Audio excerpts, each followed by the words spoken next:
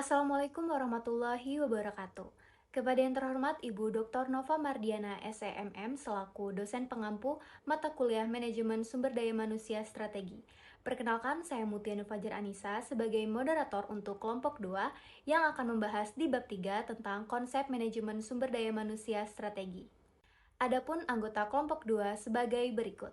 Kemudian, tujuan pembelajaran yang akan dicapai pada bab ini adalah yang pertama yaitu tentang definisi manajemen sumber daya manusia strategi, lalu yang kedua yaitu tentang karakteristik manajemen sumber daya manusia strategi, lalu yang ketiga yaitu tujuan manajemen sumber daya manusia strategi, dan yang terakhir adalah proses manajemen sumber daya manusia strategi. Definisi SHRM atau Strategic Human Research Management, yaitu proses memastikan bahwa masalah-masalah SDM ditangani secara strategis untuk mendukung pencapaian tujuan organisasi. Hal ini melibatkan pengambilan keputusan tentang apa yang perlu dilakukan sekarang dan di masa depan melalui integrasi strategi SDM dengan strategi bisnis. Selanjutnya, karakteristik SHRM. Yang pertama, penggunaan perencanaan. Yang kedua, pendekatan yang koheren dalam desain dan manajemen sistem SDM. Yang ketiga, penyelarasan aktivitas dan kebijakan SDM dengan strategi bisnis. Dan yang terakhir, memandang karyawan sebagai sumber daya strategis untuk keunggulan kompetitif. Terdapat 4 model teoritis SHRM. Yang pertama, pandangan berbasis sumber daya. Yang kedua, pendekatan perilaku. Yang ketiga, model sibernetik dan biaya transaksi. Dan yang terakhir, teori ketergantungan sumber daya. Selanjutnya, saya akan menjelaskan tentang perbedaan SHRM dan HRM. SHRM yaitu konsep yang lebih luas yang menghubungkan manajemen dan pengembangan SDM dengan bisnis secara keseluruhan. Sedangkan HRM adalah aktivitas operasional yang berlangsung di bawah payung SHRM. Selanjutnya yaitu tujuan SHRM. Tujuan mendasar manajemen sumber daya manusia strategis adalah menghasilkan kapabilitas strategis dengan karyawan yang terampil, berkomitmen, dan bermotivasi baik untuk mencapai keunggulan kompetitif. Sedangkan tujuan SHRM lebih lanjut, yang pertama mencapai kecocokan atau integrasi, yaitu menyelaraskan strategi SDM secara vertikal dengan strategi bisnis dan mengintegrasikan strategi SDM satu sama lain. Yang kedua yaitu memberikan arah dalam lingkungan yang penuh ketidakstabilan agar kebutuhan bisnis organisasi dan kebutuhan kolektif individu karyawan dapat tercapai melalui pengembangan serta penerapan kebijakan dan program SDM yang terkoordinasi dan efektif. Dalam mempertimbangkan tujuan SHRM, penting untuk memperhatikan aspek etika dan kepentingan semua pemangku kepentingan, yaitu karyawan, pemilik, manajemen, dan masyarakat. Manajemen sumber daya manusia strategis dapat dibagi menjadi dua pendekatan. Yang pertama yaitu pendekatan keras yang fokus pada hasil bisnis melalui investasi pada SDM, dan yang kedua yaitu pendekatan lunak yang lebih menekankan pada hubungan manusia, pengembangan, komunikasi, dan kesejahteraan karyawan. Idealnya, organisasi harus menemukan keseimbangan antara kedua elemen ini dengan memastikan efektivitas penggunaan sumber daya dan mempertimbangkan faktor manusia dalam strategi mereka. Baik, selanjutnya adalah bagian bagam proses strategic human resource management atau HRM yang menekankan hubungan erat antara strategi manajemen dan strategi sumber daya manusia dalam mencapai tujuan organisasi. Di bagian paling atas terdapat elemen strategi HRM yang menunjukkan pentingnya pendekatan holistik dalam manajemen sumber daya manusia agar sejalan dengan visi dan misi perusahaan. Selanjutnya, model ini menyoroti dua jalur utama, yaitu People Strategic Overall or Specific dan Strategic Management Strategic Role of HR. Jalur pertama, People Strategics, menekankan bahwa strategi sumber daya manusia dapat dirumuskan pada tingkat yang berbeda, baik secara umum yang berlaku untuk seluruh organisasi maupun spesifik yang disesuaikan dengan kebutuhan unit atau departemen tertentu. Jalur kedua, Strategic Management, menggarisbawahi peran penting bagi sumber daya manusia tidak hanya berfungsi sebagai pendukung yang menyediakan layanan administratif, tetapi juga sebagai mitra strategis yang terlibat aktif dalam perumusan dan implementasi strategi bisnis.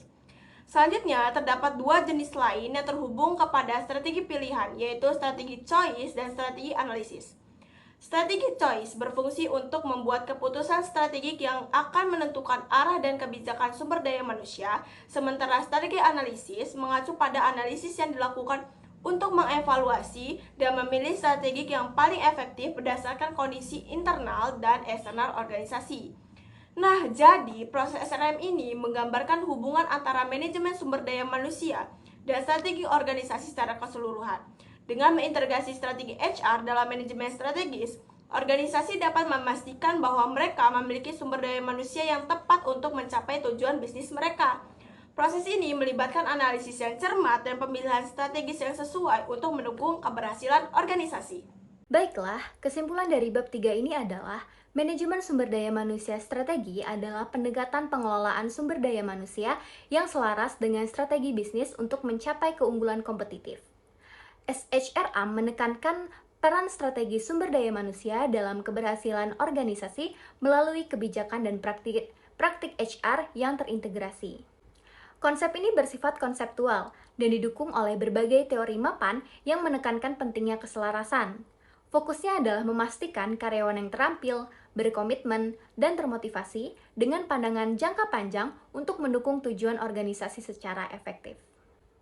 Baiklah, cukup sekian untuk materi presentasi di bab 3. Baiklah, selanjutnya kita juga akan membahas di bab 4, yaitu tentang evolusi SHRM. Adapun tujuan pembelajaran yang akan dicapai pada bab ini adalah yang pertama yaitu tentang awal fokus integrasi atau kesesuaian vertikal, lalu yang kedua yaitu tentang pentingnya kesesuaian horizontal dan vertikal, selanjutnya yaitu pandangan tentang pengembangan strategi SDM, lalu yang keempat yaitu tentang pengembangan kerangka kerja konseptual untuk SHRM, lalu yang kelima keterpakuan keasyikan pada kinerja, lalu yang keenam fokus pada implementasi, yang ketujuh pendekatan multi pemangku kepentingan, dan yang terakhir SHRM. Sebelum itu, kita harus tahu terlebih dahulu apa itu SHRM. Jadi, SHRM ini merupakan singkatan dari Strategic Human Resource Management yang muncul pada tahun 1980-an. Ini menekankan integrasi strategi bisnis dengan HRM. Konsep utamanya adalah strategic fit, yaitu keselarasan vertikal dan horizontal. Nah, menurut Wright McMahon pada tahun 1992 ada dua komponen. Yang pertama vertikal, yaitu HRM selaras dengan strategi organisasi, dan yang kedua adalah horizontal, konsistensi kebijakan HR di seluruh organisasi. Awalnya, SHRM lebih menekankan pada vertical fit, namun kemudian pentingnya horizontal fit juga diakui. Nah, gabungan dari vertikal dan horizontal ini disebut dengan pendekatan konfigurasional. Saya akan menjelaskan materi tentang awal mula fokus pada integrasi vertikal atau kesesuaian. Jadi pada tahun 78, Walker itu mengusulkan bahwa perencanaan SDM harus terkait atau sejalan dengan perencanaan strategi yang diterapkan oleh perusahaan.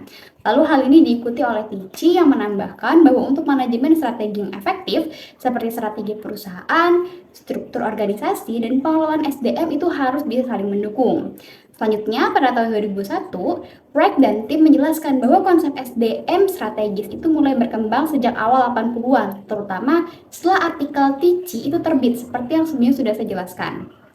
Kemudian tahun 2009, Lechnick Hall dan tim mengatakan bahwa literatur tentang manajemen SDM yang strategis awalnya lebih berfokus pada kesesuaian kontingensi. Ini berarti kebijakan SDM harus sesuai dengan berbagai elemen strategi perusahaan atau harus ada kesesuaian antara vertikal, kebijakan SDM, dan juga strategi perusahaan. Selanjutnya, saya akan menjelaskan tentang pentingnya kecocokan horizontal dan vertikal. Jadi, Baird dan Moslam tahun 1988 itu memperluas konsep kecocokan yang pertama, yaitu yang pertama ada kecocokan vertikal. Jadi, kecocokan vertikal itu adalah perusahaan harus menyelaraskan praktik sumber daya manusianya dengan strategi perusahaan itu sendiri. Misalnya, kalau dalam mengelola karyawan itu harus sesuai dengan tujuan atau arah perusahaan. Sedangkan kalau kecocokan horizontal berarti perusahaan harus menyelaraskan praktik SDM-nya dengan perusahaan lain agar bisa saling mendukung dan memperkuat. Dan ini disebut dengan bundling.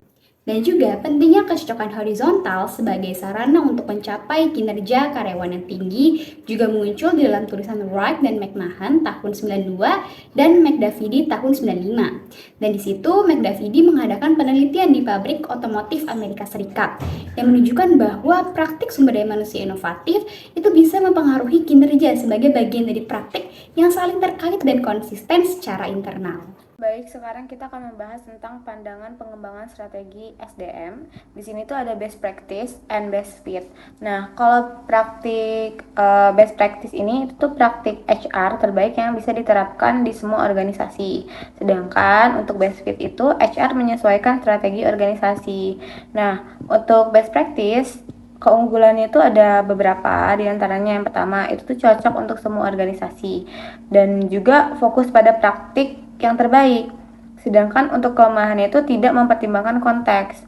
Untuk best fit sendiri, perbedaannya dengan best practice adalah yaitu yang pertama dia itu menyesuaikan strategi organisasi, lalu dia juga lebih fleksibel dan realistis. Namun kekurangannya ini tuh lebih kompleks. Jadi selanjutnya itu ada keterpakuan. Nah, sejak tahun 1990-an perkembangan SHRM ini tuh difokuskan pada penelitian yang membuktikan bahwa SHRM yang efektif dapat meningkatkan kinerja. Nah, Lagric Hell et al. 2009 itu tuh mencatat bahwa penelitian terbaru dalam SHRM masih berfokus pada gagasan yang telah ada sebelumnya dengan sedikit inovasi baru. Meskipun begitu, semakin banyak bukti yang menunjukkan hubungan antar sistem HRM dan kinerja organisasi, hubungan ini lebih bersifat timbal balik daripada sekedar hubungan sebab akibat.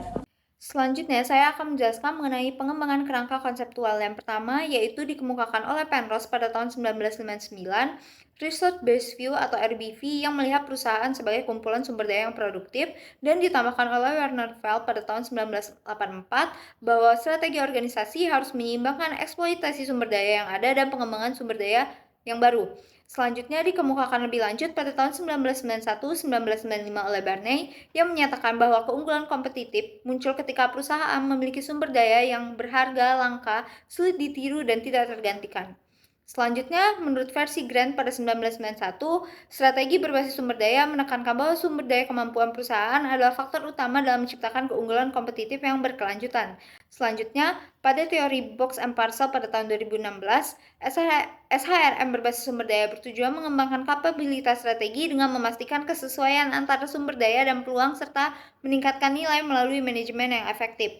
Selanjutnya, pengembangan dan retensi modal manusia untuk mencapai keunggulan kompetitif yang berkelanjutan, atau yang dikemukakan oleh Wright et al. Perspektif perilaku dalam SHRM pada tahun 1980-an menyoroti bahwa strategi organisasi membutuhkan perilaku spesifik dari karyawan. Dan pada teori Schuller and Jackson pada 1987 menegaskan bahwa praktik SDM harus dirancang untuk mendorong perilaku yang mendukung strategi organisasi. Pada teori Lepak and Shaw pada 2008 menambahkan bahwa sistem SDM mempengaruhi kinerja dengan membentuk perilaku karyawan.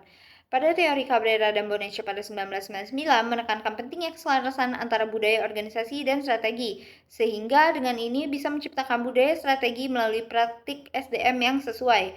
Selanjutnya pada teori yang ke-8 yaitu Dyer and Erickson pada tahun 2005 memperluas perspektif ini dengan menyoroti perlunya kelincahan dan fleksibilitas tenaga kerja terutama dalam menghadapi perubahan teknologi. Dari teori-teori di atas, mereka menekankan bahwa organisasi yang tangkas harus memiliki sistem HRM yang memungkinkan pergerakan talenta tanpa mengganggu stabilitas internal. Selanjutnya materi yang akan dibahas yaitu fokus pada implementasi dalam Society for Human Resource Management. Fokus SHRM sejak 2000-an beralih dari perencanaan kebijakan SDM ke implementasi yang efektif. Kebijakan yang baik di atas kertas tidak selalu efektif jika tidak diterapkan dengan benar. Terkadang terdapat perbedaan antara rencana dan pelaksanaannya yang menghambat hasil yang diinginkan.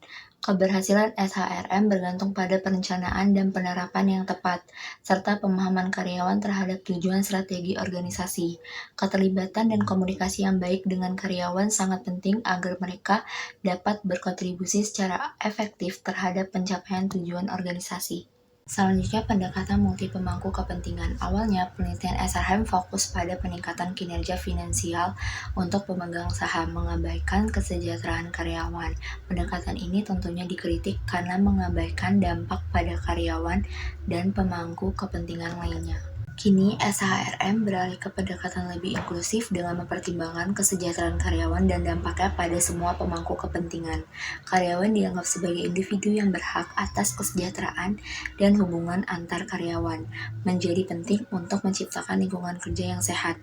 Pendekatan ini tentunya berfokus pada kesejahteraan karyawan yang mendukung kepuasan kerja, produktivitas, dan mengurangi turnover, sehingga meningkatkan kinerja organisasi yang jangka panjang. Kemudian, apa sih yang terjadi pada SHRM? Nah, selama 3 dekade terakhir, konsep dasar SHRM tetaplah konsisten, dengan fokus pada sistem HRM yang selaras dengan strategi organisasi dan manfaat jangka panjang bagi modal manusia. Tinjauan pustaka oleh Del Rey dan Rompi tahun 2017 menunjukkan bahwa perkembangan pada bidang ini cenderung berputar tanpa inovasi yang signifikan. Meskipun penelitian telah mengkonfirmasi bahwa sumber daya manusia berperan dalam hubungan antara praktik HRM dan kinerja perusahaan, hal ini menunjukkan bahwa SHRM masih mencari cara untuk menentukan praktik HRM yang paling efektif bagi organisasi. Baiklah, kesimpulan dari bab 4 ini adalah Strategic Human Resource Management telah mengalami perkembangan yang sangat signifikan sejak diperkenalkan pada tahun 1980-an. Namun, konsep intinya tetap berfokus pada integrasi strategi, bisnis, dan pengelolaan sumber daya manusia. Perdebatan antara pendekatan best fit dan best practice masih menjadi tantangan utama dalam penerapan SHRM. Penelitian menunjukkan bahwa praktik HRM yang efektif berkorelasi positif dengan peningkatan kinerja organisasi, meskipun hubungan ini bersifat timbal balik. Dalam perkembangannya, fokus SHRM bergeser dari sekedar perencanaan menjadi implementasi yang lebih efektif. Selain itu, tren baru dalam SHRM semakin mempertimbangkan kesejahteraan karyawan dan tanggung jawab sosial perusahaan, menjadikannya pendekatan multi-stakeholder yang lebih holistik. Sekian presentasi dari kelompok kami mohon maaf jika terdapat kata-kata yang salah. Jika ada pertanyaan, boleh sekali ditanyakan kepada kelompok kami. Terima kasih atas waktu dan perhatiannya. Kami akhiri. Wassalamualaikum warahmatullahi wabarakatuh.